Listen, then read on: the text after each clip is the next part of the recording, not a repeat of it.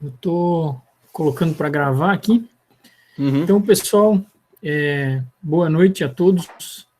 Em primeiro lugar, eu gostaria de agradecer ao professor Alessandro Cunha, que aceitou o nosso convite para vir conversar com a gente um pouquinho sobre internet das coisas, né, IoT, o mercado que a gente está aí sofrendo uma revolução, já estava há algum tempo atrás e agora só acelerou, né.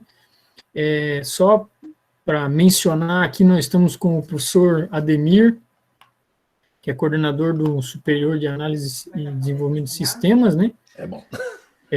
O professor Jefferson estava aqui também, está aqui ainda, que é o coordenador dos cursos técnicos de mecatrônica e eletrotécnica. E, se eu não me engano, o professor Vanderlei estava aqui também, saiu da sala, que é o coordenador do nosso Superior de Mecatrônica, né? Então, pessoal, o professor Alessandro é engenheiro de aplicação da Avnet, né? Quem já mexeu um pouquinho mais com eletrônica, já fez alguma coisa, com certeza já ouviu falar da Avnet em algum momento, e quem ainda não ouviu, é bastante interessante dar uma pesquisada, né, e conhecer essa empresa aí, tá? Então, professor Alessandro, de novo, obrigado, e vou deixar a sala contigo, vou desligar minha câmera aqui para não ter nenhum problema. Fique à vontade. O pessoal que quiser fazer perguntas, por favor, use o chat, né? E aí a gente vai conversando. Vamos lá. Tá, eu deixei o chat aberto aqui, né? Para qualquer interação, então vai pingar aqui na minha lateral aqui, se tiver qualquer coisa. Só confirma para mim, vocês estão vendo a minha tela aí. Eu coloquei o Smart Edge IoT Gateway e tá aparecendo aí. Sim, eu estou vendo, tranquilo. Tá legal. Maravilha. Legal, pessoal. Beleza. Bom, muitíssimo obrigado aí pela paciência de vocês, pela audiência aí. É um imenso prazer poder falar com vocês do outro lado. Eu trabalho na Avnet já há um bom tempo, a gente costuma fazer muitas viagens para atender em campo os clientes, né, que a gente tem na carteira de atendimento, e esse período aí, eu acho que eu nunca fiquei tanto tempo na minha vida sem entrar num avião para viajar, para fazer uma visita, para fazer uma coisa. Então, esses momentos em que a gente pode fazer uma apresentação, fazer uma divulgação, contar um pouco da experiência que a gente tem de mercado, esse tipo de coisa, está sendo até uma válvula de escape para a gente, né? Eu sou Alessandro Cunha, lá na Avnet eu sou engenheiro de aplicação, minha principal função na empresa é dar suporte técnico para os times de engenharia que estão desenvolvendo algum projeto, algum produto, né? Então, eu converso diretamente com os departamentos de engenharia das empresas, discuto produtos e projetos, e a gente tem ajudado com componentes, soluções, softwares, tal. Uma das coisas que eu andei aprontando aí, nesse momento Opa! Eu continuo online? Continuo, né? Deu uma mensagem meio estranha aqui para mim, mas está tudo em ordem, tranquilo, né? Ah, tá, tudo desculpa, é que apareceu uma mensagem aqui diferente. Vamos continuar. Uma das coisas que eu aprontei durante essa pandemia, eu tinha já uns 3, 4 anos um canal de YouTube. Eu usei um nome engraçadinho para fazer jus ao meu canal, que era o iYoutube, né? E eu aproveitei e reativei esse canal, e eu tô aí com uma certa frequência colocando os vídeos semanalmente sobre temas, aspectos. Então, muitas das coisas que eu vou abordar hoje com vocês aqui nessa apresentação são pinceladas, resumidas, ideias, conceitos que estão nesses vídeos lá, né? Então, até peço a gentileza aí, se você quer ter acesso a um conteúdo bacana que a gente está produzindo semanalmente, se puder entrar lá no iYoutube, né? Se inscrever e compartilhar isso aí com seus contatos, seria bem bacana para nós, né? Deixa eu dar um overview aqui do que eu tenho enxergado na indústria, né? E como que isso pode ser aplicado aí a vocês, né, que estudam no Senai. Eu sou ex-aluno do Senai. Eu estudei no Senai, no curso de aprendizagem industrial, lá no longínquo ano de 89, né, 1989, né, entrei em 89 no Senai, saí em 90, 2 anos de curso. Naquela época era período integral, eu entrava na escola às 7 da manhã, saía às 4:30 da tarde. Saía da escola e ia fazer o colegial numa outra escola, né? O curso regular, né? Não havia a fusão do técnico com o regular. Na verdade, ele não era o técnico, era do aprendiz, né? Eu terminei o Senai, fui fazer curso técnico, terminei o curso técnico, fui fazer engenharia, fiz engenharia elétrica com ênfase em eletrônica, terminei a engenharia, fui fazer mestrado, né? E sempre, durante toda essa minha carreira estudantil, eu trabalhei. Desde a época que eu pisei o pé no Senai, o Senai conseguiu uma empresa que bancasse para mim a minha estadia lá, e isso me colocou em contato com a indústria. E nesses 30, quase 40 anos, né, de estudo e profissional, eu vi muita coisa de indústria mudar. Hoje, há uma palavra da moda que todo e qualquer gestor da indústria, quando ouve, os olhinhos brilham, que é a tal da indústria 4.0. Conheço bem a região aí de Joinville, né? Pela Avnet eu atendo a WEG em Jaraguá do Sul, algumas empresas em Joinville, a Intelbras em Florianópolis. Então eu sei do Parque Fabril, que está instalado aí nessa região em Santa Catarina, e como as indústrias de diversos segmentos, de diversos setores, estão em busca de soluções que melhorem a performance, que melhorem o jeito da produção, que diminua perdas, que diminua riscos, que faça com que facilmente você localize aonde está um produto na linha de produção, qual a qualidade com que esse produto foi feito, etc, etc, etc. Se hoje você participar de um conselho administrativo de qualquer indústria da região e disser que você tem algo parecido com esse diagrama que eu mostrei aí na tela para vocês e que funciona e que tem uma prova de conceito, eu tenho certeza que você sobe alguns degraus na administração da indústria se você conseguir provar que esse diagrama não passa de apenas um PowerPoint, e sim é algo factível e que funciona.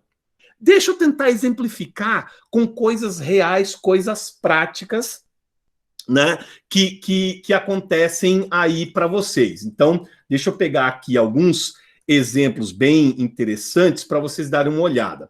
Só um segundinho. Aqui... Deixa eu pegar aqui que eu vou já responder. Desculpa, gente, só um segundinho. O Carlos Eduardo pediu o link do canal, eu pus aí no chat, depois vocês entram aí e dão uma olhadinha. Bom, então imagina o seguinte, ó. Eu gravei recentemente um vídeo que foi lá para o canal, em que eu pegava um kit de desenvolvimento de um fabricante que a gente distribui lá na Avnet, chamado Nordic, é um dos maiores fabricantes de tecnologia de comunicação sem fio, né? Eles têm uma experiência larga em Bluetooth, por exemplo, e aí eles fizeram esse cara aqui, não sei se vocês estão vendo aí, o Thing 52, a Coisa 52. O que é esse hardwarezinho aqui, né? É essa caixinha preta, vem aqui com uma borracha aqui, né? Então, se eu abrir esse cara aqui, desmontar ele, como eu estou fazendo, você vai ver uma plaquinha de circuito impresso com uma anteninha para fora aqui, e essa antena, ela usa aquela tecnologia NFC. Para quem não está ligando o nome à coisa, o NFC é aquela tecnologia de comunicação sem fio, de campo muito próximo, que você tem, por exemplo, nos telefones celulares, para fazer pagamento com cartão de crédito, para fazer pagamento de ônibus. Aqui em São Paulo, muitos ônibus, a catraca do ônibus, né? A gente paga com um cartão que é o bilhete único, que usa esse tipo de tecnologia. Se eu pegar e aproximar um telefone que tenha NFC dessa anteninha, eu consigo ler dados e gravar dados aqui. Mas a estrela desse kit não é o NFC. Aqui, soldado, tem um microcontrolador com rádio Bluetooth. As entradas e saídas, os I/Os desse microcontrolador, falam com uma série de sensores que estão aqui, soldados nesse kitzinho. E aqui eu tenho uma bateria que ele alimenta esse cara sem eu precisar estar com ele na tomada por uma longevidade que foi calculada aí de para esse kit, algumas semanas, tá? Imagina o seguinte, volta para o diagrama que você está vendo aí na tela agora. Se eu tiver, por exemplo, um motor vibrando lá na indústria, né? Esse motor move uma esteira, faz o movimento de uma máquina, por exemplo. Aqui nesse kit eu tenho acelerômetro, giroscópio, magnetômetro. Esses componentes eletrônicos, eles conseguem ler informações inerciais. O que são essas informações inerciais? Eu consigo ver, por exemplo, se o motor está vibrando. Esse meu movimento de mão que eu estou fazendo aqui na tela agora, ele é um movimento temporal. Você consegue medir ao longo do tempo quantas vezes isso aqui vibrou. Se eu pegar um motor vibrando, rodando lá 3.000 e tantos RPM no seu eixo, se eu encostar isso aqui, vai haver uma vibração temporal daquele eixo de motor, daquela cabine, do gabinete do motor. Se a gente aplicar um pouquinho de matemática, eu consigo fazer uma transformação desse movimento que está no domínio do tempo para um movimento que está no domínio da frequência, usando, por exemplo, transformada de Fourier, é uma técnica matemática, é uma entidade matemática, em que eu consigo transformar o valor dessa vibração temporal num valor de frequência. E aí, se a gente envolve um fabricante gigantesco de motores, como, por exemplo, bem pertinho de vocês aí, a WEG, os caras fazem motor há 70, 80, 90 anos, os caras manjam tudo de motor, eles vão saber, para um motor de meio HP que move um portão de casa, como é o que eu tenho aqui na frente da minha casa, que um comportamento correto daquele motor, quando eu ligo e aciono, ele tem uma assinatura muito definida de vibração no domínio do tempo e no domínio da frequência. Se, por exemplo, chove, faz frio, calor, poeira, faltou graxa, alguém travou o portão e esse motor começa a ter um funcionamento anômalo, um funcionamento não previsto, a vibração no tempo e a vibração na frequência começa a ter uma diferença. Se eu programo alguém para olhar com detalhe como essa vibração acontece no tempo e na frequência, eu consigo saber se aquele motor está operando no regime correto para o qual ele foi projetado, ou se ele está trabalhando fora de um regime correto, e isso pode acarretar numa quebra dele. Pera, respira. Pensa um pouco, olha para esse diagrama. Pensa na indústria, quantos e quantos dispositivos você tem espalhado em linha de produção, aonde eu poderia colocar sensores espalhados para coletar o comportamento, para coletar como é o funcionamento correto desses atuadores, desses sensores dentro da indústria. Bom, espera um pouquinho. Eu poderia, por exemplo, espalhar uma caixinha dessa aqui em cada um dos dispositivos, dos devices que existem dentro da indústria. Só que eu tenho um problema. Eu preciso tirar essa informação que está aqui dentro, essa vibração no domínio do tempo, o calor do motor, o campo magnético que ele está gerando, etc, etc, etc. Eu preciso tirar essas informações todas e conseguir mandar essas informações para algum lugar. Entra um problema que é a conectividade. Para um ambiente industrial robusto, com maquinário pesado, solda, ponte levadiça, vibração, calor, ruído, etc, etc, qual será o dispositivo robusto com que eu tiro dados desses sensores e levo até algum lugar onde eu concentre essa informação? Né? Porque você imagina, uma única linha de produção de qualquer coisa que você esteja acostumado aí, sei lá, uma fábrica de cerveja, que você tem o tanque de cerveja industrial, quando ele estiver pronto, ele vai por um encanamento jogar para envasar nas garrafas ou nas latas, né? Eu tenho esteiras passando ali com as latas e garrafas, eu tenho sensores para saber se o nível de cerveja está correto, né? Eu tenho rotuladora, eu tenho embaladora, tampadora, tem um monte de coisas que vão fazer. Eu poderia ter só numa linha de envasamento dessa de cerveja, por exemplo, N motores, N atuadores, N sensores rodando ali. Se eu quisesse coletar informação disso tudo e jogar para algum lugar para saber em que ponto o meu atuador de tampar a garrafa está operando fora do que ele foi projetado, A minha seladora que vai colocar o rótulo na garrafa de cerveja está atuando fora do que ele foi programado. Porque se eu coleto essas informações brutas e eu aplico as matemáticas corretas nisso daí, eu começo a aprender o que é uma linha de produção de cerveja adequada, correta, funcionando, ou o que é uma linha onde tem pontos que não estão eficientes ou pontos que vão quebrar rapidamente. Num dos vídeos que eu mandei lá no canal, a gente mostrou, por exemplo, que eu poderia pegar sensores como esse, espalhados pela indústria, coletando esses dados e concentrar eles em gateways. Esses gateways estariam espalhados em alguns pontos específicos lá da indústria para eu saber a coleta bruta de dados vindas desses sensores serem colocadas aqui. Por que fazer esse caminho? Por que não mandar isso aqui direto para uma nuvem? Deixa eu tentar explicar isso, que isso é um ponto bem interessante. Temperatura, vamos falar de temperatura, né? Se a gente fosse medir a temperatura de uma sala, a variação de temperatura dessa sala, mesmo quando eu ligo ou desligo o ar-condicionado, ela é extremamente rápida. Então depende demais da unidade de grandeza que você quer medir. Temperatura, por exemplo, dependendo do processo industrial que você vai aplicar, a variação de grau em grau, de meio grau em meio grau, ela tem uma curva lenta para acontecer. Eu preciso aquecer ou eu preciso refrigerar para que essa curva incline positivamente ou incline negativamente, suba a temperatura ou abaixe a temperatura.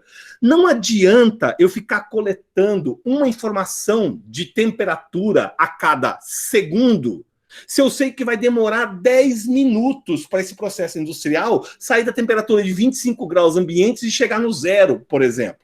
Eu posso fazer uma coleta mais espaçada. Se eu mando toda essa informação ao mesmo tempo para a nuvem, eu tenho um volume de dados na nuvem que é muito grande. E aí eu preciso de largura de banda para transmitir todos esses detalhes, todas essas informações. Se eu tenho alguém no meio, que é, por exemplo, um gateway, para pegar esses dados e com alguma programação, alguma inteligência, tirar aqui a primeira inferência matemática, ou seja, saber que a minha curva de aquecimento está com uma inclinação de 1 grau por minuto, 2 graus por minuto, 3 graus por minuto, 0 grau. Então, se eu consigo saber esse tipo de informação com o processamento que está no gate primeiro, eu mando aqui para a nossa nuvem de internet uma informação mais mastigada. E quando essa informação mais mastigada chega na nuvem, aí começa uma magia, né, muito interessante, que é eu aproveitar as novas técnicas de, por exemplo, machine learning, aprendizado de máquina, as técnicas de inteligência artificial, para entender, naquele seu processo de fabricação de cerveja, por exemplo, o que é fabricar uma cerveja com eficiência, o que é fabricar uma cerveja com pontos falhos. E aonde é que eu consigo atuar de modo a melhorar essa performance. Uma coisa que todo gestor gostaria de receber é, no celular, no tablet, no computador dele, uma informação de planta, né, da planta lá do sistema, sobre como é que está o comportamento dessas produções. Aguenta esse slide aí. Eu vou colocar um outro slide aqui para vocês que vai exemplificar o que eu estou falando. É só um minutinho. Deixa eu trazer aqui uma informação legal. Ó. Por exemplo, aqui. Deixa eu ver aqui se eu apresentar agora uma janela. Esse cara aqui, ó. Então, como eu falei que eu ia fazer um mix de algumas coisas que eu já tinha publicado para a palestra ficar um pouco mais dinâmica, deve ter aparecido aí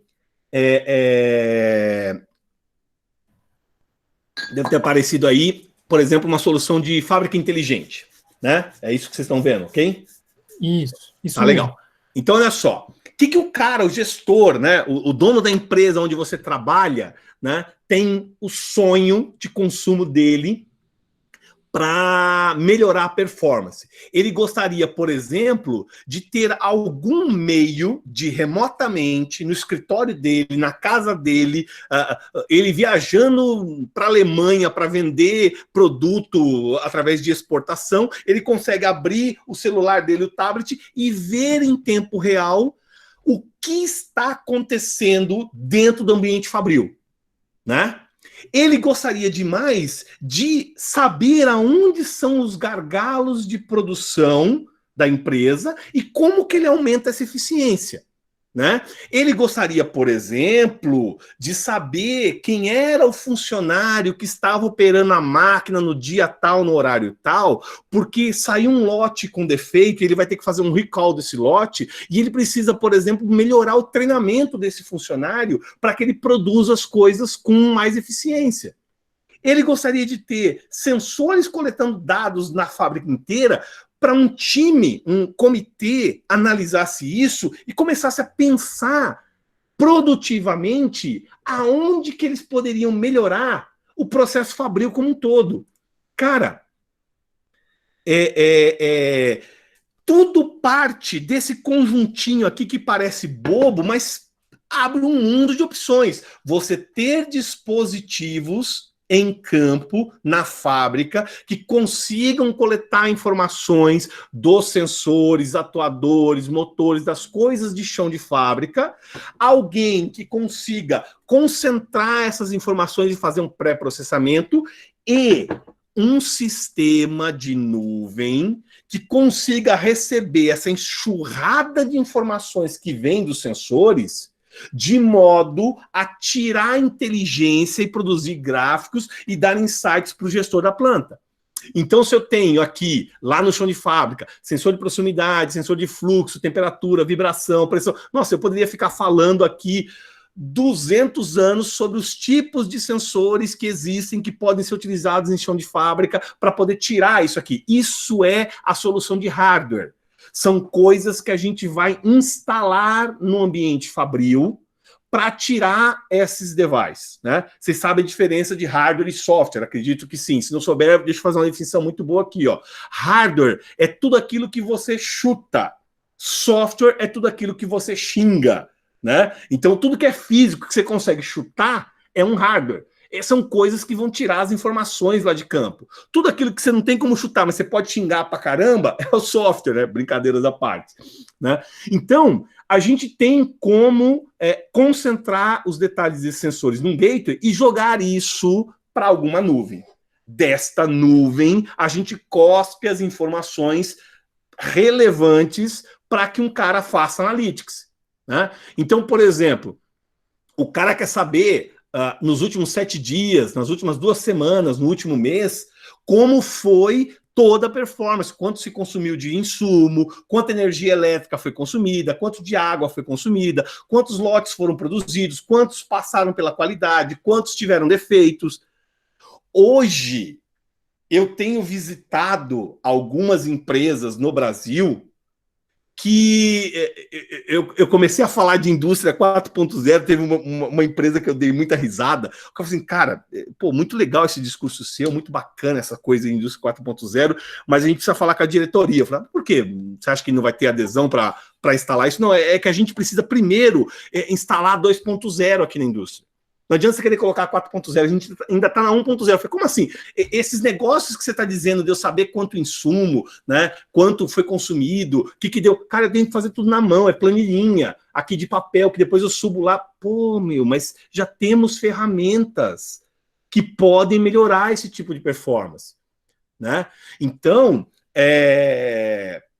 tenho certeza que alguns dos alunos que estão nos assistindo aí hoje, dessas 56 pessoas que estão conectadas aí, que trabalham em algumas indústrias das regiões, sabem que se fosse possível mensurar a cadeia de produção, né, para ver todas as máquinas, todos os usuários, quanto foi produzido, jogar isso no dashboard, né, isso seria sensacional para a parte administrativa, né?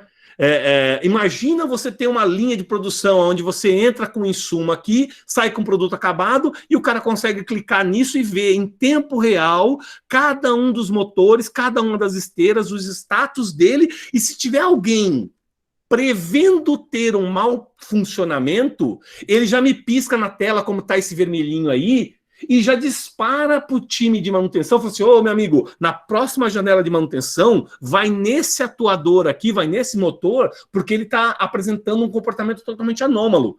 Verifica ele antes que ele trave e pare toda a minha linha de produção. Um motor desse de uma esteira que quebre, né, ele seria um problemão para uma produção de um dia inteiro. Né? Imagine que você não tem peça, você não tem o repositório, você não tem as coisas lá. Então, esse tipo de aplicação ela é bem interessante para a indústria. Bom, vou voltar lá naquela outra apresentação que eu estava, para a gente poder falar um pouquinho desse hardware que eu tenho aqui, né? Eu não sei se vocês estão vendo, provavelmente, deixa eu colocar aqui, janela, aqui de novo, sempre tem que fazer isso. Então, vamos lá, deve ter voltado aí agora, tá dizendo que sua tela vai ser apresentada, plá, deve ter agora apresentado voltou. Aí. Isso, legal. Então, por exemplo, se eu tirasse aqui a caixinha desse cara aqui, né, os parafusos, o que você iria ver é esse hardware que está aí, né? Então, imagina, acho que, deixa eu pegar aqui, deve estar aqui atrás, eu tenho aqui na mão, vocês estão vendo o vídeo, né? Eu tenho aqui na mão uma Raspberry Pi, né? Essa aqui é uma Raspberry Pi 4, né, que eu comprei e eu uso para, por exemplo, ensinar um pouquinho de eletrônica aqui para o meu filho, para o meu molecão de 9 anos. Legal. Eu não sei como é que eu falo aí para o pessoal, se consegue responder ou não, mas alguns de vocês já devem ter mexido, já devem ter brincado com a Raspberry, né? Tem gente que acha que pode fazer um produto industrial colocando esse cara aqui em campo, né? E aí ele descobre que mesmo ele tendo o cuidado que eu tive de colocar um gabinetezinho aqui com ventoinha tal, para melhorar a performance, os componentes eletrônicos que estão aqui dentro da Raspberry não são componentes para ambiente industrial. Eles não operam em todos os ranges de temperatura que a indústria tem, por exemplo, né? Eles não suportam, esse hardware não foi feito para suportar vibrações intensas, né? A montagem mecânica dele não é para isso. E aí o cara compra um hardware barato, $35 para um hardware desse, que tem saída de vídeo HDMI, USB, Ethernet, Wi-Fi, Bluetooth, é um hardware barato, faz uma prova de conceito nisso, e quando o cara leva isso aqui lá para a indústria, ele descobre que funciona bem durante 2 semanas. Na 3ª semana o negócio trava, não funciona, né? E aí ele tem que sair procurando uma alternativa de fazer alguma coisa mais robusta. A Avnet comprou uma empresa, que é a Embest e a Avid, e a gente tem a licença de reformular, de remodelar a Raspberry. E aí a gente pegou o processador da Raspberry, né, e criamos uma nova Raspberry. Então a gente colocou aqui na tela, cadê aqui? O próprio processador da Raspberry está aqui, e colocamos uma série de componentes que fariam sentido no ambiente industrial. Então a gente tem, por exemplo, IOs isoladas, barramento CAN, coisa que não tem na Raspberry, saída isolada para 485, 422, 232, 2 Ethernets, né? Você não precisa usar aqui nesse cara o cartão microSD, né, que eu tenho aqui, não sei se vocês estão vendo aí no vídeo, eu tenho um cartãozinho microSD onde eu gravo o sistema operacional. Se eu colocar um troço desse aqui na indústria e houver uma variação de calor, esquenta, esfria, esfria, esquenta, esse conector aqui do cartão microSD, ele vai dilatar, retrair, dilatar, retrair, e passou algumas semanas ele dá mau contato. E aí, por dar mau contato, ele não carrega o sistema operacional. E aí, teu sistema para de funcionar. A gente não colocou esse tipo de elemento para subir o sistema operacional nesse hardware. Nós soldamos uma memória flash eMMC de 8 GB, que é suficiente para carregar o seu sistema operacional, né? Colocamos um RTC com bateria, né? Colocamos um chip de criptografia e de segurança, né?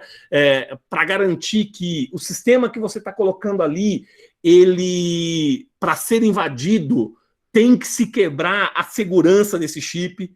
E a segurança desse chip é um chip de 256 bits com um nível de criptografia bem elevado, e você precisa de um esforço computacional que vai levar décadas para o cara conseguir invadir um hardware desse. Então, é esse tipo de robustez, né, que o cara da indústria está procurando. Então, esse tipo de solução esse tipo de coisa, ele é bem desejado na indústria, né? Deixa eu ir aqui para frente. Então, por exemplo, esse hardware, ele é vendido lá no site da Avnet a 187, quase 190 dólares. É mais caro do que uma Raspberry, é lógico, né? O que a gente aumentou de robustez no hardware para ele funcionar no ambiente industrial não justifica um hardware de 35 dólares. Gabinete industrial com dissipador, né? Você pode fixar direto num trilho DIN ou usar um suporte que vem na caixinha lá para colocar ele direto na parede. Então, ele foi feito para trabalhar na indústria e aguentar porrada e fazer a coisa funcionar, né? E rodar. A gente pegou o software da Raspberry Pi, que é o Raspbian, né? A versão de Linux da Raspberry Pi, e fizemos uma modificação, criando os drivers, né, que não existem na Raspberry Pi. Por exemplo, não tem porta CAN, barramento CAN nesse hardware. Então a gente criou um driver de CAN. Não tem os I/Os digitais isolados na Raspberry Pi. A gente colocou esse cara aqui. Não tem RS485, a gente colocou. E tudo aberto, gratuito, né, disponível para o cara testar. Tem uma outra partezinha de apresentação que eu queria colocar aqui com vocês, que é aquele discurso inicial do motor aqui. Isso, esse cara é legal, esse cara aqui é legal, né? Só um segundinho, deixa eu colocar em modo de apresentação aqui. Cadê? Aqui, share. Muito bem. Diz a lenda que daqui a pouco tá aí na tela de vocês. Saiu. Isso? Isso. Bom, então, algumas das indústrias que eu visitei, né, pelo Brasil afora, estavam na manutenção industrial no estágio 1, totalmente reativas. Se alguma coisa quebrar, nós designamos uma equipe, uma empresa para ir lá e dar a manutenção.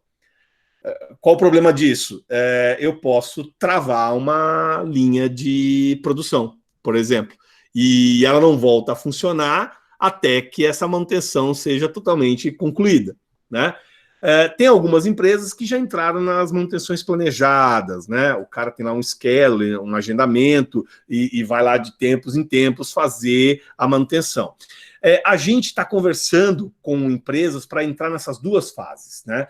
Enfiar sensores na linha de produção e conseguir tirar os dados desses sensores que contem como o comportamento das máquinas está acontecendo, né? E a partir desse comportamento tomar decisões de onde eu vou dar manutenção, onde não vou. E num estágio um pouco mais avançado, a gente ler os dados dessa monitoração que a gente está fazendo e usar algoritmos de inteligência artificial para prever quando essa máquina vai quebrar, né? Quando isso aí vai parar, quando isso aí vai travar. Então, é aquele negócio.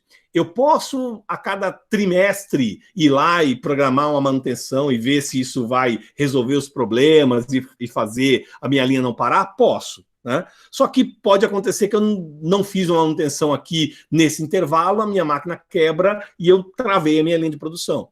A ideia da manutenção preditiva é ter sensores com contínuo envio de dados o tempo todo, de todo o comportamento, e com base nesse contínuo envio de dados é que a gente toma decisões através de algoritmos para gerar alarmes, dizendo, olha, aquele motor não está com funcionamento correto, ele vai quebrar. Vai lá e verifica ele. E aí você aproveita uma janela de manutenção, um período da noite, um turno em que a máquina está desligada, para fazer o conserto e não parar uma produção, né? Então, essa é a grande mágica. Quem são os elementos dentro da indústria e quais são os sensores e equipamentos que eu vou colocar dentro da indústria para fazer essa leitura de informações, né? E fazer a coleta desses dados. Uma vez que eu tenho esses dados brutos aqui, eu jogo isso para fazer um pré-processamento, para tirar alguma informação relevante, e dessa informação relevante tá lá meus algoritmos de máquinas inteligentes, de inteligência artificial, lendo isso e aprendendo o que é um sistema bom, o que é um sistema ruim.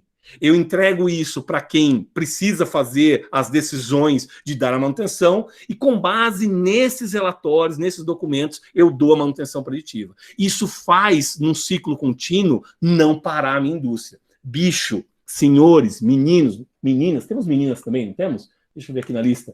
Meninos e meninas. Tem a Jussara ali, ó, a professora Jussara. Ô, professora Jussara, né? Meninos e meninas, vocês não têm ideia do valor desse gráfico que está na tela aí para as indústrias da região. Se você tiver um profissional formado pelo Senai, que tenha capacidade de pegar uma série de sensores, sensoriar as máquinas, jogar isso em equipamentos que consigam ler esses dados e fazer a programação de inteligência artificial para devolver essas informações para os decisores, vocês podem melhorar de modo absurdo a performance em algumas indústrias da região. Meninos e meninas, acreditem em mim, isso vale muito dinheiro. É grana que nós estamos falando aí. É uma promoção que você vai ganhar no seu serviço para sair de um departamento técnico e entrar numa coordenação, por exemplo. Sair de uma coordenação e entrar numa gerência. Sair de uma gerência e fazer parte de uma diretoria. Se você conseguir implementar um gráfico como esse e fazer isso rodar e melhorar a performance. Porque isso aqui, rodando bem feito, nós estamos falando de alguns milhões de reais de economia em manutenção não prevista, em aumento de produtividade, em melhora de performance, em melhor treinamento de funcionário que mexeu na máquina de modo incorreto, etc, etc, etc. Né? Então, os donos de empresas, os fundos que controlam as empresas, né, que pretendem ter empresas eficientes, né, com menor quantidade de perda, olham para isso e falam, putz, eu precisava ter esse troço implementado aqui na minha planta fabril. Né? E é sobre isso que a gente sempre fala. Então, é descobrir aonde é que eu disparo uma manutenção antes que o risco de eu ficar sem essa máquina funcionando seja tão alto que o custo inviabilize toda a minha operação. Né? E aí, de novo, vocês devem estar vendo o kitzinho aqui na minha mão. Só nesse kitzinho aqui, eu tenho uma série de sensores soldados nele que podem ser utilizados para eu ver como a condição de funcionamento desse motor está. E olha que eu estou falando apenas de motor. Se a gente olhar para uma planta fabril mesmo, né, para quem já entrou num parque fabril, a indústria não é feita apenas de motor, tem muito motor, mas, cara, o que tem de atuador, de coisas lá que eu poderia fazer essa monitoramento e jogar esses dados. Então, aqui, por exemplo, eu tenho microfones soldados nesse kit que poderiam ver como está o ruído desse motor em tempo real, cada vez que eu aciono. Então, se a frequência, se o volume, se a intensidade que esse som produzido pelo motor modificou, uma planta de inteligência artificial consegue ver se, durante os 40 acionamentos que ele teve numa hora de produção, se 5 teve um desvio. Se você cruza esses 5 desvios de som, né, com o que foi feito naquela operação, coloquei mais insumo, né, mudou o operador, sei lá eu o que aconteceu, a gente consegue criar uma correlação em que ele descobre o que está acontecendo. Né? Então, bicho, nós temos mecânica, sensores, eletrônica para tirar essas curvas. Se eu aproveito isso e jogo isso numas nuvens de inteligência artificial, né? Então, por exemplo, eu tenho lá os meus sensores, os meus motores, né, cuspindo informações o tempo inteiro. Tenho meus hardwares aqui jogando num gateway. Esse gateway, eu fiz aqui um exemplo com a Amazon, por exemplo. Você pode usar qualquer nuvem, né? Mas existem ferramentas da Amazon, por exemplo, para a gente fazer toda essa análise de inteligência artificial, de coleta de informação, de criar dashboards, de fazer coisas que podem ser utilizadas na indústria. Meninos e meninas que estão me ouvindo aí, qual é o profissional desejado para entrar nessa tal dessa indústria 4.0? É o cara que sabe programar esse microcontrolador, que sabe setar esse sensor, que sabe mexer com o Linux que está dentro desse gateway, que sabe pegar uma nuvem da Amazon, por exemplo, e setar todos esses parâmetros para gerar esse dashboard. Se você pega esse monte de plaquinha que está na tela aí, faz um setup e chega no seu cliente, na indústria que você trabalha, ou na indústria que você quer entrar, e mostra isso, você ganhou o cara. Você ganhou o cara. Entendeu? Então, é isso que é o admirável mundo novo da indústria 4.0 que está todo mundo correndo atrás. O que a gente espera que instituições sensacionais, como é o caso do Senai, aí na região, consiga ter para os profissionais que estão se capacitando lá, tanto no curso técnico, quanto no curso tecnólogo, quanto no curso de pós-graduação, ter disciplinas, ter experimentos, ter coisas que mostrem como fazer esse setup, como fazer essa configuração, como ligar isso, como criar esses dashboards. Bicho, vocês têm que ter aulas práticas desse troço aqui e pegar hardwares, sistemas, provas de conceito e colocar esses caras para funcionar, demonstrando nos lugares como funciona. Né? As parcerias que a gente sabe que existem de Senai com as diversas indústrias da região, você pode conversar com alguma empresa, alguma indústria, montar um setup de uma indústria 4.0 lá e mostrar que isso funciona. Né? Isso é sensacional. Deixa eu pegar um brinquedo que eu estou gravando um vídeo, ó, vocês vão ver isso aí em primeira mão, hein? Isso nem está pronto ainda. E eu vou mostrar para vocês aqui uma coisa que pode ser utilizado na indústria e que é assustadoramente sensacional. Quer ver? Eu vou tirar esse slide aqui da tela. Deixa eu dar um ESC aqui. Deve ter parado de compartilhar aí, né? E eu vou ligar um troço aqui para vocês verem algo assim bem bacana. Deixa eu só colocar isso aqui na portinha USB, que aí vira um exemplo prático de coisa que vocês podem fazer. Deixa eu ver aqui. Opa, connect. Start. Deixa eu ver aqui. Não, desculpa, não é esse. Só um minutinho. Eu vou mostrar para vocês uma plaquinha aqui, ó, que tem um sensor. E eu vou falar desse sensor para vocês verem que o céu é o limite, né, para esse tipo de aplicação. Deixa eu ver aqui. Aqui com 16, Connect. Olha que lindo. Deixa eu ver como é que eu compartilho isso aqui. Cadê? Peraí. Aqui. Isso. Me diz uma coisa se vocês estão vendo aí uma maluquice pingar na tela de vocês. Sim. Tem uns bagulho aí, bolinha, né? Uns negócios meio estranho, né? Tá, deixa eu explicar o que é esse negócio meio estranho para vocês verem que divertido que pode ser isso aqui. Deixa eu só fazer uns ajustes para esse negócio ficar um pouco mais bonito. Aqui, deixa eu dar uma interpolação um pouco melhor. Show Corte Line, não, aqui. Bom, vocês estão vendo uma mancha vermelha ali, né? Sim. Deixa eu colocar um range de temperatura um pouco diferente. Deixa eu colocar aqui 35 graus, deixa eu ver o que vai acontecer. Ficou muito... Aê! Então, vocês vão ter que olhar a tela que eu estou compartilhando e a minha imagem aqui, ó. Quando eu coloco a mão aqui na frente, você está vendo uma imagem se aproximando ali, né? Mais avermelhada ou então mais azulada. Vocês conseguem ver esse movimento? Sim. Legal, legal, legal. Então, vocês estão vendo isso muito aí legal, funcionando de verdade, né? E isso é um sensor, dos trocentos sensores que eu poderia ficar uns 4 dias falando só sobre sensores aqui, mas esse é um dos diversos sensores. Estou gravando um vídeo lá para o canal, só 38, não, deixa eu colocar aqui 25 graus, aí ele vai ficar mais avermelhado, né? Olha lá, né? Então, eu estou gravando aqui uns vídeos para isso aqui. Eu tinha um outro programinha que eu queria mostrar para vocês, que essa demo vai ficar bem bacana se eu fizer aqui. Só um segundo, galera, que se eu achar essa demo aqui, ela vai ficar bem legal para eu explicar. Deveria ter preparado isso antes de falar com vocês, mas como a gente não preparou, normal, efeito demo é sempre assim, né? Deixa eu só ver se eu acho aqui onde é que está esse cara.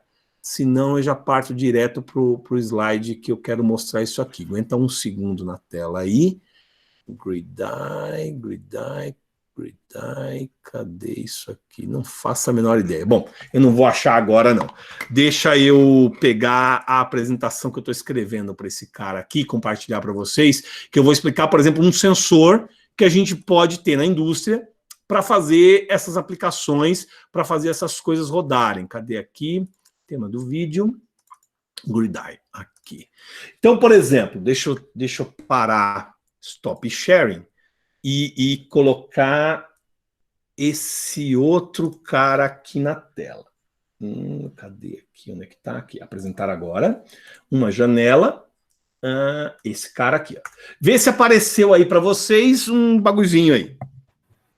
Espera aí. Aparecendo. Legal. Sensor. Apareceu aí, né? Grid-eye Sensor, não é isso? Isso. Legal. Esse bicho que está aí na tela de vocês, deixa eu pegar uma caneta aqui, se eu achar uma caneta nessa bagunça que é minha mesa. Esse cara que vocês estão vendo aí é esse cara aqui, ó. Não sei se vocês conseguem ver na minha imagem da webcam. Ó, é esse cidadãozinho aqui que está soldado aqui, tá? Essa janelinha preta, não sei se vocês estão enxergando uma janelinha preta aqui na minha imagem da webcam, né? É essa janelinha preta que está na imagem do slide aí. Muito bem. O que é esse troço? Vou pular isso aqui, vou pular isso aqui. Essa é a plaquinha, né? Então o Grid-eye tá soldado aqui, né? Ó, era esse software que eu queria achar para vocês, o Grid-eye VI, que eu não achei, mas ok. O que tem naquela janelinha preta? Ele tem um conjunto de 8 sensores por 8 sensores peer. O que é um sensor peer? Já viram aqueles alarmes residenciais, né? Em que tem um sensor de presença num cantinho da parede, né? Em que ele detecta quando a pessoa entrou dentro da casa, por exemplo. Aquilo ali é um sensor termoelétrico, né? Um efeito peer, em que ele vê o aquecimento, né? Em determinada região. Aqueles de alarme de casa geralmente são apenas uma célula. Então ele está vendo o que está acontecendo em tempo real apenas por uma janelinha dessa. A Panasonic, que é a fabricante desse sensor aí, ela colocou 8 por 8, 64 sensores peer nessa janelinha preta que vocês viram aí, né? E quando eu ligo esse kitzinho naquela demo que eu mostrei para vocês e leio essa informação e coloco a mão na frente, igual está aí no desenho que está no slide, eu vou ler termicamente qual é a informação que eu tenho de uma imagem. Parou. Pensa. Respira. Se eu apontar isso aqui, por exemplo, para um motor, para uma máquina, para um hall de entrada, eu consigo monitorar o comportamento térmico daquela máquina. Se eu pego essas informações térmicas e jogo numa nuvem de inteligência artificial, eu aprendo o que é o comportamento correto daquela máquina, o que é o comportamento incorreto daquela máquina. Uma machine learning que aprenda isso consegue te dizer quando que a máquina está operando bem, quando que a máquina está operando mal e pelo histórico dela, quando que ela vai quebrar. Um sensor como esse pode ser colocado em diversos pontos da sua linha de produção, né, da sua fábrica, do seu chão de fábrica, para coletar essas informações. Eu posso, por exemplo, saber se tem operador perto da máquina atuando. Se eu colocar um desse cara no teto, eu vejo uma imagem térmica de um cara chegando, de um cara saindo, e eu sei se o operador chegou ou se não chegou.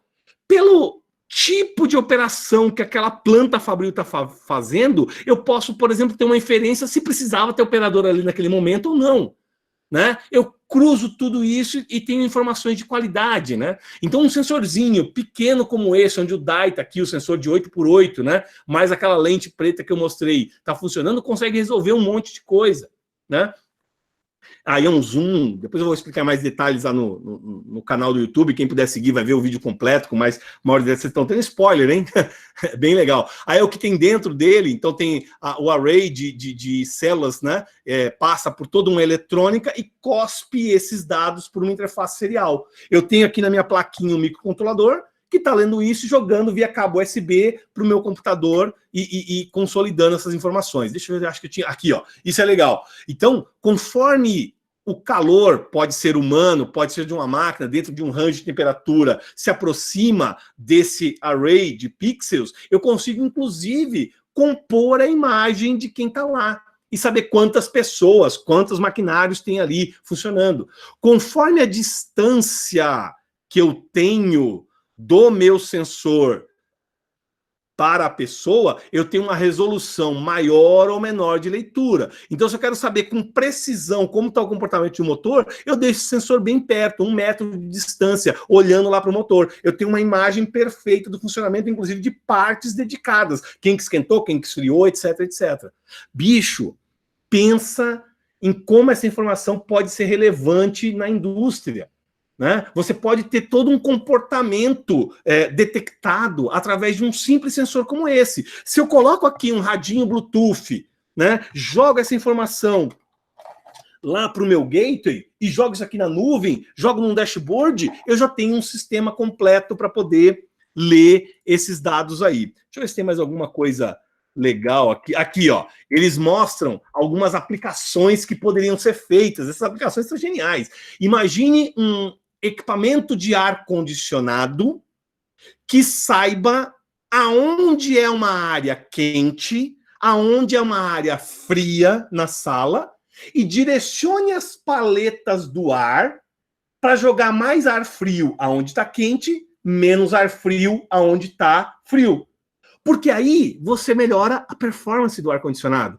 Melhora o jeito com que ele trabalha, né?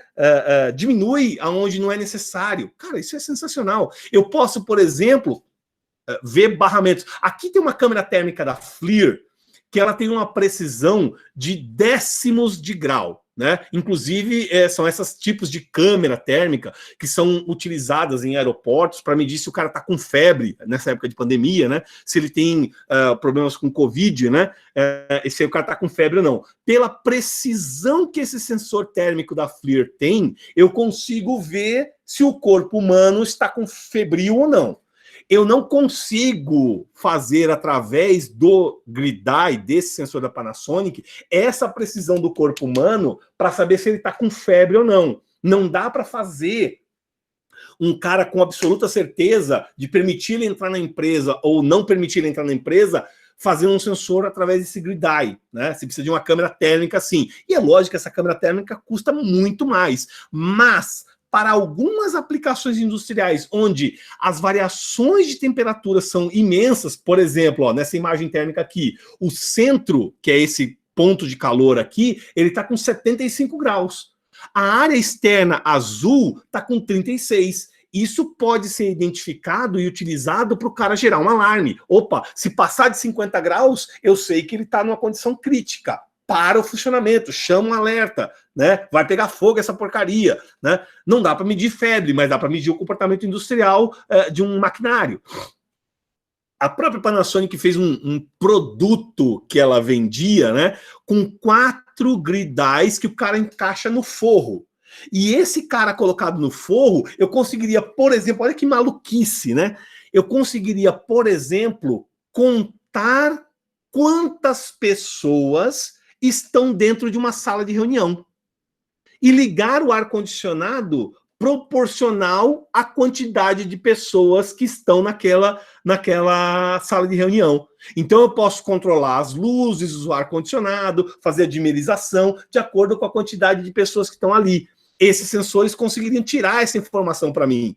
Bicho, quando eu começo a ver esses caras aqui, abre um mundo de aplicação que a gente pode fazer. Então, você tendo o hardware certo e um pouco de criatividade, eu acho que o céu é o limite. E aí, o que é legal de ver em instituições de ensino como o Senai, por exemplo, é preparar pessoas e profissionais, né, para poder atuar nesse tipo de mercado, né? Então, cara, deixa eu só fazer o seguinte, eu acho que parou o compartilhamento, correto? Parou o compartilhamento. Isso. Aí. Nós estamos aqui às quase 20 horas, né? Já falei pouquinho, como eu gosto de falar pouco aí. Era mais ou menos esse overview, né, que eu queria passar para vocês aí, né, da visão que eu tenho. Meninos e meninas, muitas indústrias da região e de outros lugares do Brasil que a gente tem a oportunidade de ter visitado aqui pelo trabalho que eu tenho com a Avnet, né, procuram profissionais, procuram soluções, procuram coisas para serem feitas com essas traquitanas eletrônicas todas, né? E a carência de profissionais que saibam fazer isso, né? Que saibam colocar isso para rodar, que saibam testar, criar essas nuvens é muito grande. Então, se eu pudesse dar um conselho para vocês, né? Para manter o grau de empregabilidade que vocês têm e conseguir ajudar no desenvolvimento do país, estudem esse tipo de coisa. Temas como internet das coisas, indústria 4.0, inteligência artificial, né, são temas muito quentes, muito estudados, né, mas com pouca aplicabilidade real no nosso país ainda. Seja por entraves de custo da operação, né? O cara ainda acha caro isso. O que você tem que fazer é conseguir mostrar para ele que, ok, esse hardware custa quase $200. Se a gente colocar que o valor do real, né, perante ao dólar, está R$6 aí, mais o custo de imposto de importação, tu não vai colocar um hardware desse na indústria por menos de quase R$5.000. Porra, R$5.000 é muito caro para um hardware desse. Bicho, não é essa abordagem que um cara da indústria quer saber. Ele quer saber que se ele gastar R$5.000 num hardware desse, mais R$25.000 em sensorizinhos colocados nos motores, ele consegue efetivamente um aumento de produtividade, um aumento de qualidade de alguns milhões de reais. Se você conseguir mostrar essa conta, você ganhou o cara. Você consegue implementar isso, você consegue colocar isso para rodar. Então, é isso que eu sinto que a indústria procura, é isso que eu sinto falta no mercado, e é isso que vocês que estão aí estudando têm que ter na cabeça, né, e procurar canais de informação, escolas, etc., para poder melhorar essa performance, né? Sim, a Jussara comentou aqui que o futuro é o futuro breve, tem ainda empresa que está fechada para isso. Eu mesmo já comentei aqui no vídeo que eu fui fazer visitas em que o cara deu risada quando eu apresentei esse tipo de coisa, né? O cara falou, não, peraí, primeiro nós temos que implementar a indústria 2.0, né? Para chegar depois na 3, mas depois na 4. Cara, se você pegar a veia administrativa e mostrar para ele que essas traquitanas funcionam, são robustas, aguentam o baque do ambiente fabril e trazem retorno financeiro e de qualidade, você venceu o cara. Eu acho que é por aí a pegada, né? Tem algum comentário aí, pessoal? Alguma coisa?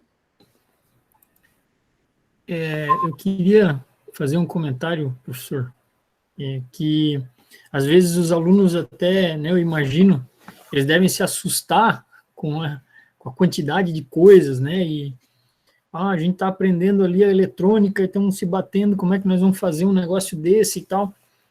Mas aí é importante para alguns entender que, por exemplo, a Avnet é um parceiro nesse desenvolvimento, né? O cara não vai pegar sozinho e ele vai fazer e tem que aprender todos os negócios. Por exemplo, o mesmo aluno que vai instalar o sensor, né, o mesmo profissional que vai instalar o sensor, não vai ser aquele que vai programar a inteligência artificial, né? Então a gente vai ter um campo para muita gente trabalhar. Poxa, Carlos, excelente esse ponto de observação seu.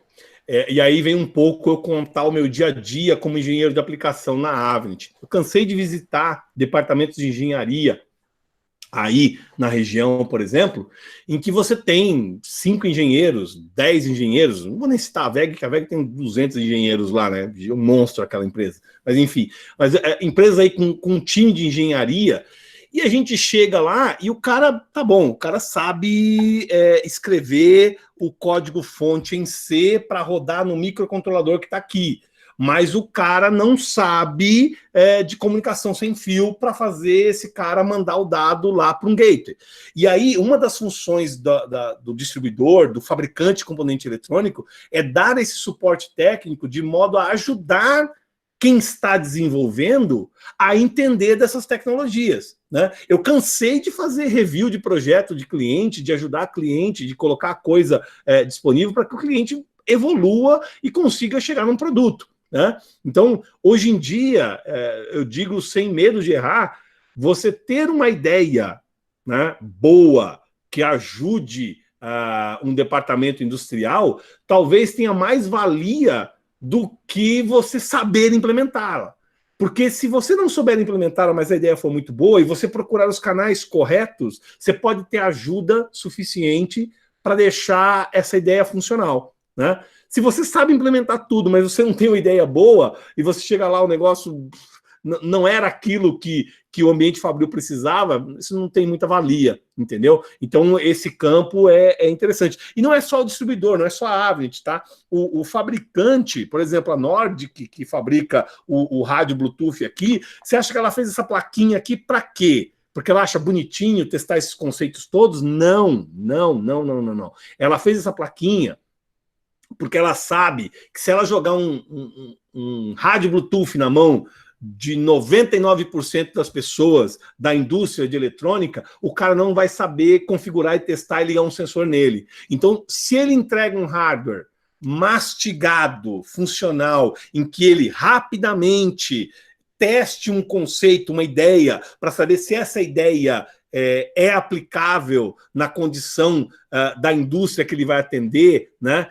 Ele vai mover fundos imundos para tornar essa ideia num produto. E aí, os problemas, as coisas que ele pode enfrentar para sair de ideia e virar produto, a indústria do semicondutor, né, com todo o ecossistema de distribuidor, de engenheiro de aplicação, etc., ajuda isso. Isso é o que faz a gente ir a campo, atender as indústrias. Então, é preciso o pessoal ter ideia de que essa base que vocês estão aprendendo aí no Senai é essencial para que você consiga conversar com um engenheiro de aplicação da distribuição quando ele for visitar a sua empresa e discutir tecnicamente se a sua ideia é legal ou não é legal. Se você não tiver essa base, essa conversa vai ser ruim, não vai ser bacana, vai demorar para a gente chegar num consenso. Né? Então, isso é legal. Essa base que vocês estão recebendo aí é essencial, não fuja dela. Não ache que é em vão, estude e é esse o caminho. Muito bom, professor. Uma outra coisa que eu queria comentar e que a gente ouve muito, né? Principalmente quando fala de automação, o pessoal fala assim, mas a automação vai tirar o emprego das pessoas e tudo mais, né? O professor colocou ali um esquemático, né, de um equipamento desse fazendo leitura de variáveis dentro de um processo, jogando lá para a nuvem, fazendo uma análise e devolvendo, e aí tinha lá o bonequinho do profissional da manutenção, né? Então não é que essa tecnologia vai tirar essa pessoa, né? Vai ter que ter alguém para ir lá mexer no equipamento. Só que aí ele vai saber o momento certo de mexer, aonde mexer.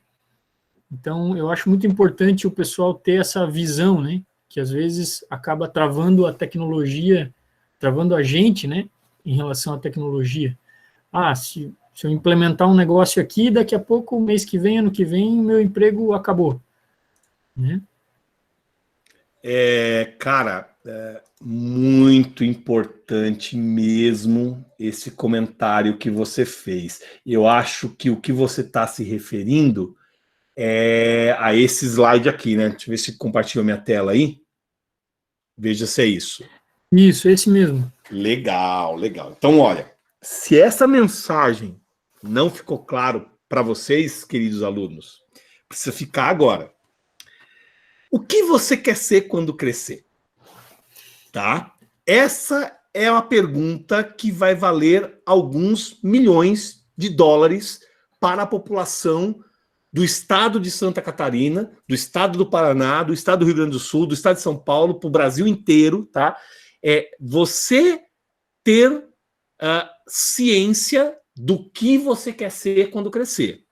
Se você quiser ser o cara que aperta o parafuso desse motor, o professor Carlos falou eu assino embaixo e eu posso trazer mais umas 10 mil pessoas dizendo que daqui a 10 anos você está desempregado. Você está na rua. Você não vai ter emprego. Porque eu, Alessandro, junto com todo o ecossistema da distribuição, junto com todas essas ondas de IoT, de inteligência artificial, de indústria 4.0, vamos atuar fortemente para que você fique desempregado. Nós não precisamos de apertador de parafuso, de trocador de correia, na escala, no volume que se tem hoje na indústria. Nós precisamos de pessoas que saibam ler, interpretar e programar componentes eletrônicos, sensores, sistemas para ler como funcionam esses caras. Nós precisamos de pessoas que saibam como fazer a transmissão de dados desses sensores para um gateway. Nós precisamos de pessoas que saibam programar uma máquina de inteligência artificial para ela ficar ligada na indústria por 3 meses e tirar dessa inteligência o que é um motor bom, o que é um motor ruim, o que é um sistema que funciona, o que é um sistema que não funciona. Nós precisamos de pessoas que saibam trabalhar com analytics, com BI, com bancos de dados, que saiba fazer cálculos matemáticos para poder gerar dashboards para as pessoas que tomam as decisões terem essas informações na mão. Esses profissionais aqui nunca, nos próximos, cara, nos próximos 50 anos, esses profissionais não vão ficar desempregados. Tá? Até o computador neural aparecer, né, e revolucionar tudo em escala que a gente possa usar aqui, esses caras têm emprego garantido. Agora, o cidadão que aperta o parafuso para trocar o motor, ele vai continuar existindo porque alguém vai ter que fazer esse trabalho, mas não vai ser no mesmo volume de funcionários e de pessoas que se precisa numa planta atual. A gente pode usar como exemplo, acho que você citou, Carlos, que tem um aluno de vocês aí que é da GM, né? De algum lugar, não é isso aí perto? Isso, então, o Cláudio, vou chamar ele pelo nome aqui. Isso, legal. Se a gente for falar, por exemplo, da indústria automotiva, cara, se você já entrou dentro da planta da GM, da Fiat, da Ford, né, da Nissan, da Toyota, e viu como um carro é fabricado, e viu quantas pessoas tem nessa operação, o que tem de automação ali ou não, e você vê algum vídeo, ou se um dia você tiver a oportunidade, que é disruptiva, muda a cabeça de todo mundo, ir lá para a Califórnia e visitar a fábrica da Tesla, e ver como a Tesla faz carro, como a GM faz carro, como a Ford faz carro, né? Você vai ver que não precisa de 25 mil pessoas numa planta da GM para fazer os mesmos quantidades de veículos que são fabricadas por 500 funcionários na Tesla.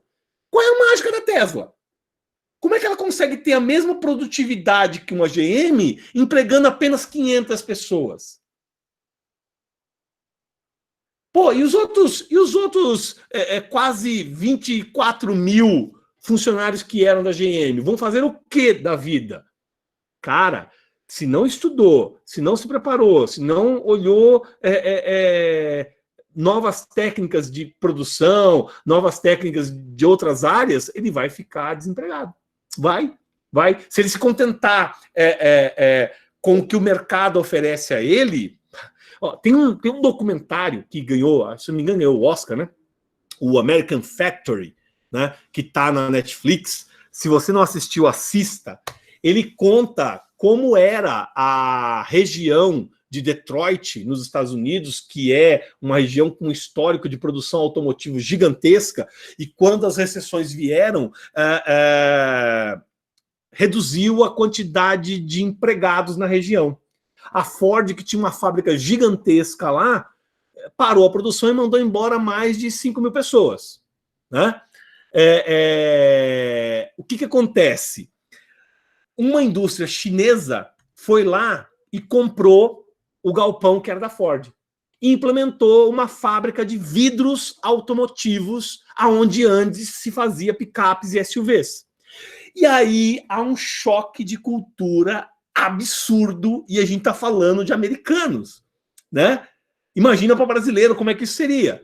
O cara que trabalhou na Ford, que estava acostumado com um salário altíssimo para o padrão americano, ganhar $30 a hora trabalhada, que era um salário muito bom, chega lá o chinês e oferece $5 a hora, faz o cara trabalhar muito mais e tem muito mais coisa automatizada, então há um choque de cultura muito grande. Se o cara não se preparou para sair daquele modelo fabril antigo, né, defasado, e entra numa indústria 4.0, né, dessas, o cara leva um choque. O Rodrigo Kruger colocou aí no chat um exemplo claríssimo.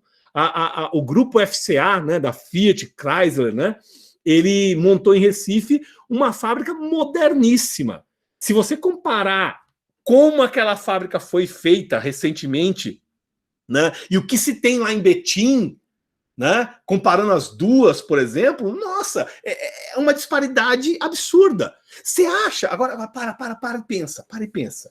Você acha que os executivos da Fiat não querem implementar lá em Betim o mesmo nível de automação que se tem na fábrica de Recife? Né? Porque você aumenta a produtividade, você melhora a qualidade. Todas essas traquitanas eletrônicas que eu discuti aqui cabem como uma luva para esse exemplo, né? Cara, é disso que a gente está falando. Esse admirável mundo novo dos sensores, do IoT, da indústria 4.0 são para exemplos como esse. Se você fica com esse pensamento, desculpa a palavra, né? Esse pensamento tacanho de que se eu implementar aqui a indústria 4.0, eu vou perder meu emprego, você vai me desculpar, mas você já perdeu seu emprego e nem sabe. Né? Porque com um pensamento como esse, você não cabe dentro da indústria 4.0. Né? Isso vai vir com uma avalanche, não depende de ti, não depende de você, cara. Os industriais estão olhando para isso.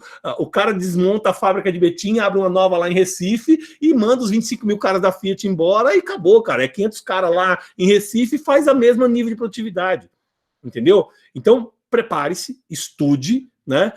Tenha aí o Senai como um excelente ponto de apoio, tenha outras coisas orbitando ao redor de vocês, como os distribuidores de componentes eletrônicos, os fabricantes, né, sistemas de nuvem como o Google, a IBM, etc., para poder te ajudar. Esse é o caminho. Legal? Mais alguma aí, pessoal? Eu tenho uma pergunta. Por favor. Na verdade, são duas. Uma mais objetiva e outra não tanto. Eu gosto das não tanto. Mas manda aí. Você mostrou ali o hardware da Avnet, né? E eu não sou do meio fabril, então eu não sei como é que funcionam as saídas das máquinas. Isso é padronizado hoje? Ou tem todo tipo de saída?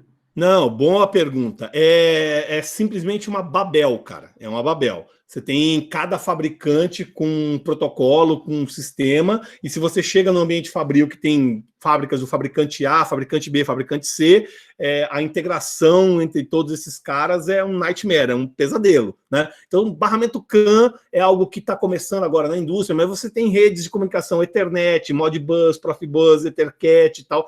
A gente tentou, nesse hardware que a Avnet fez, deixar disponível alguns dos protocolos de comunicação que são muito comuns nas indústrias e que várias máquinas costumam ter disponíveis, como, por exemplo, o Ethernet, Ethercat, né, barramento CAN, RS485, que são seriais industriais e tal, né, mas naqueles slides lá, depois você vê o vídeo no YouTube, que está bem mais detalhado, né, existem dentro da plaquinha um lugar que você pode colocar adaptadores para outros barramentos, para outros protocolos, tá? Então ele consegue ser robusto num nível de que mesmo você tendo um maquinário que não fale nativamente com esses protocolos que nós colocamos, é bem tranquilo você expandir para outros protocolos que não foram contemplados, tá? Então, foi pensado para esse ambiente fabril mesmo. Essa era a pergunta objetiva. Vamos para outra. Perfeito. A outra é assim, como mostrar a economia, o payback para esse cara da fábrica sem saber a realidade de gastos dele? Entende? Como fazer esse tipo de abordagem? Eu não preciso de muitos dados para fazer isso? Tá legal. Eu vou usar um exemplo aí para vocês darem um pouco de risada. Vocês já devem ter visto lá na Globo, principalmente, né? Para quem assiste a Globo, né? Uma propaganda do agro é tech, agro é pop, agro é tudo. Agro é não sei o quê, e os caras começam a falar do mercado agro, né? Como é que você vende uma fazenda automatizada para um cara que planta cana? É muito simples. Você tem que provar para ele que se ele fizer um controle de solo, né, um controle de irrigação, um controle de crescimento da planta e um controle de colheita automatizado, né, tendo sensores em campo e jogando isso para uma nuvem, analisando, disparando o ponto correto da máquina aí para campo, ele aumenta a produtividade em 20%, você transforma esses 20% de produtividade em sacas de soja, feijão, cana, o que quer que seja, e faz uma continha.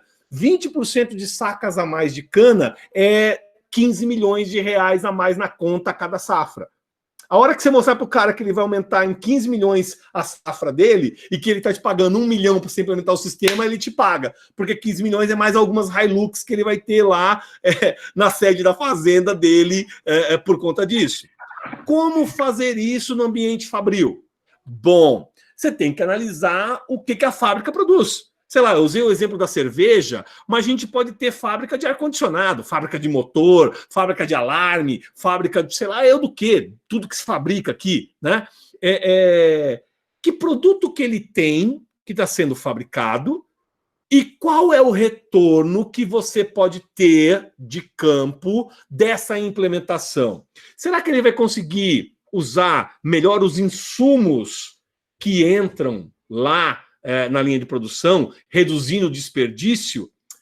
Deixa eu te dar um exemplo, eu não posso citar o nome que a gente é NDA com as indústrias, mas teve uma história muito engraçada. Eu fui visitar um cliente e ele chegou e falou assim, cara, acredite ou não, eu tenho lá do meu departamento comercial uma expedição de ordem de produção em que eu tenho que produzir 1000 máquinas dessa. De repente, o cara fica lá uma semana produzindo, é o tempo para fazer 1000 máquinas dessa, e o cara pega lá a pilhazinha que foi produzida de 1000 máquinas, vai contar, tem 995. Eu não sei aonde foi parar 5 peças. Eu não consigo controlar na minha linha de produção se quebrou, se um funcionário roubou, se foi um descarte por qualidade, né? Se faltou peça para montar, se a máquina travou, porque eu coloquei na entrada da máquina insumo, gabinete, componente, solda, tinta, para produzir 1000. Cuspiu 995. Essa tal dessa indústria 4.0 que você está me falando, me ajuda a descobrir onde é que foram parar as 5 peças que eu não sei? E aí eu quero que você pense quantas indústrias tem na região aí que você conhece em que isso é um drama real. Em que o cara não tem um controle tão efetivo da linha de produção, em que o comercial emite uma ordem de 1000 peças e só chega lá no 995. Né? Se o custo agregado de cada pecinha dessa aqui é 20 mil reais, perder 5 peças, quanto perdeu? Então, se você mostrar para ele que a implementação de um sistema como esse controla e vai localizar as 5 peças dele onde for parar, talvez o custo de recuperar essas 5 peças ou ter um desperdício menor já pague. Essa é uma abordagem que eu já vi que funciona na indústria. É fácil? É trivial? É tranquilo? Não. Não é fácil, não é trivial, não é tranquilo. Ok? Mas há caminhos para se fazer. Não sei se eu te ajudei a entender esse conceito. Perfeito, perfeito. Muito obrigado. Imagina. Mas isso é legal, isso é legal. Que mais aí, galera?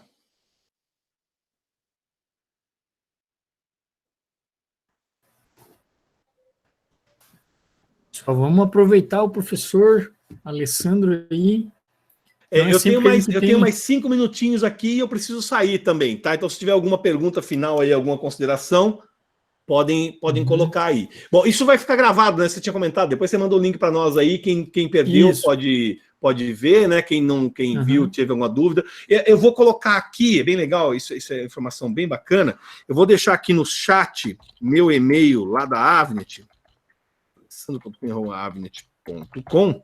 Então, se você está aí numa empresa da região, tá alguma coisa, está desenvolvendo alguma coisa, tem alguma dúvida, quer alguma ajuda, quer algo aí, me manda um e-mail, quem sabe a gente consegue colocar. O Rony Kuntz, né? chegou atrasado, o que é o canal do YouTube, eu coloquei o link aí de novo aí para vocês verem, tá?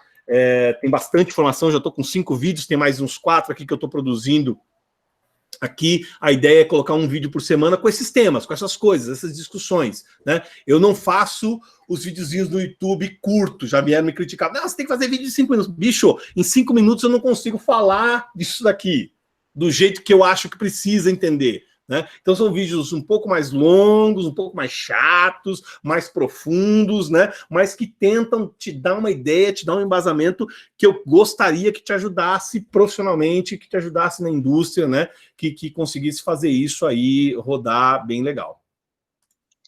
Oi, boa noite. Né? Oi, boa noite. Quem fala aqui é o Cláudio. O professor até comentou, o professor Carlos, né? Eu trabalho na GM aqui de Joinville, na parte da qualidade, né? Então, só para fazer um complemento àquilo que foi dito, hoje a nossa linha de produção é dividida em 3, né, em 3 partes. Aqui a gente só manufatura motor, então nós temos uma linha de usinagem de bloco, uma de cabeçote e uma de motores. Hoje a nossa usinagem de cabeçote, nós produzimos 1.200 cabeçotes dia com 4 pessoas. Olha só, como é possível chegar num volume desse com 4 caboclos na linha de produção? Tenho certeza que vocês têm uma automação, um sensoriamento muito próximo daquele diagrama que eu mostrei lá, certo ou não? Sim, hoje são mais de 108, 109 robôs, né, estão trabalhando lá dentro. Então é muito robô por metro quadrado. É mais robô do que gente, né, meu? Mais robô do que gente hoje, né? Então, assim, hoje a gente tem uma disponibilidade de dados que é absurda lá dentro. Eu queria passar um pouco da minha visão, porque hoje, falando a respeito da GM, né, que já é uma empresa que, na parte de hardware, de coleta de dados, ela está em outro mundo, né, um mundo muito mais adiantado, só que a carência nossa é na parte de avaliação, né, e extração de insights desses dados. Porque, assim, eu tenho Perfeito! Eu tenho uma máquina de geração de informação, né? O pessoal fala em Big Data hoje, né? Só que eu tirar insight desses dados é a parte complicada, porque, beleza, eu tenho hoje ferramentas como Machine Learning, Deep Learning, né, técnicas de avaliação, ferramentas que são dedicadas a esse tipo de tratamento de dados, só que o profissional que faz isso, olha, em Santa Catarina, basicamente alguém que eu não conheço ninguém, isso que eu sou um cara que venho estudando isso, que venho buscando informação disso há muito tempo. Então, Desculpa, seu nome é Carlos, né? É Cláudio. Cláudio, desculpa, Cláudio. Então, desculpa te interromper, mas eu preciso comentar uma coisa. Para as 48 pessoas que ficaram aí, tirando os professores, né, os estudantes que estão aí agora, bicho, se você estudar tratamento de dados, machine learning, inteligência artificial no nível que a GM precisa, Cláudio, me diz se esse cara vai ficar desempregado nos próximos 15 anos. Não vai. Cara, eu particularmente fico bastante indignado, acho que essa é a palavra, indignado da quantidade de informação que nós temos disponível e da informação que é tirada de lá. Por exemplo, eu coleto em tempo real cada status da máquina. Então, a minha máquina lá, se ela está operando, ela tem um status que está coletando, a partir do momento que ela entra em falha, ele coleta o horário que foi em falha, os tipos de falha, a ocorrência, e a informação que os caras geram a partir disso é o básico. Por quê? Porque falta conhecimento de como tratar os dados. Beleza, o cara tem uma máquina lá de coleta de dados, a informação que ele tira é a total da produção. Pô, dá para tirar N milhões de coisas dali. Sim, e o cara sim, entendeu? Sim. E quando ele começar a cruzar dado entre o que entrou, o que saiu, que produção que estava, quem é o operador, etc, a coisa ganha um nível absurdo. E aí, Cláudio, a GM, a FCA, a VEG, a Intelbras, todas as indústrias aí da região, do Brasil, de fora do Brasil, procuram isso que você está citando. ter esses dados em primeira etapa, sair da brincadeira que eu falei lá, da indústria que estava no 2.0, né, e chegar na 4.0, e também ter esse tratamento de dados. Então, eles procuram isso desesperadamente, né? Então, uma dica aí para os docentes do Senai, se vocês investirem numa célula de treinamento, né, em cursos específicos para formar esse tipo de profissional, não só vocês vão ter salas lotadas, como vocês vão estar fazendo um bem para o município de Joinville, para o estado de Santa Catarina e para o Brasil. Porque vocês vão estar formando uma mão de obra que, como o Cláudio mesmo citou, é escassa, é desejada e vai estar gerando riqueza e empregabilidade, né, para o nosso país, cara. Era isso aí. Pô, muito obrigado pelo insight, cara. Sensacional. Você está trabalhando no dia a dia com as coisas que eu falei aqui. É até bom você me corrigir, eu não falei muita bobagem. É isso mesmo, né? Não, é isso aí. Eu estava só observando aqui, né? Muito bom, muito bom. Alguém falando de casa, mas tudo bem. Não, é legal, isso aí legal. mesmo. Muito bom. Bacana, Carlos, né, o professor? Isso. Professor Alessandro, muito obrigado. Você falou que precisa sair, né? Isso. Vou te liberar. Só vou te agradecer muito por disponibilizar esse tempo e a tua experiência aí, tá? E eu espero que todo mundo tenha aproveitado o máximo possível. Muito obrigado e quando precisar de alguma coisa, a gente está aqui no Senai de Joinville. Beleza? Valeu. Vamos ver se quando acabar essa pandemia, né, se a gente consegue ir aí ao vivo e a cores fazer uma palestra como essa aí para vocês. Seria bem bacana. Muito bom. Né? Seria muito bom mesmo. Vamos manter os contatos aí quando a gente puder viajar de novo. Eu estou sempre por aí em Joinville, né? A gente desce em Joinville para ir para Jaraguá. Então, eu marco um dia aí para a gente fazer. Gente, muitíssimo obrigado pela paciência. Espero que vocês tenham curtido. Deixei meu e-mail, meu contato. E se puder fazer um imenso favor de entrar lá no canal, ver um pouco mais de bobagem. Não precisa ser hoje não, que vocês já devem estar cansados de ouvir eu falando besteira aqui, né? Mas depois verem, compartilhar com seus contatos aí e divulgar mais, a gente agradece bastante. Obrigadão, gente. Boa noite. E, tomara que tenhamos outras oportunidades para falar com vocês aí. Valeu, galera. Valeu, muito obrigado. Valeu, tchau.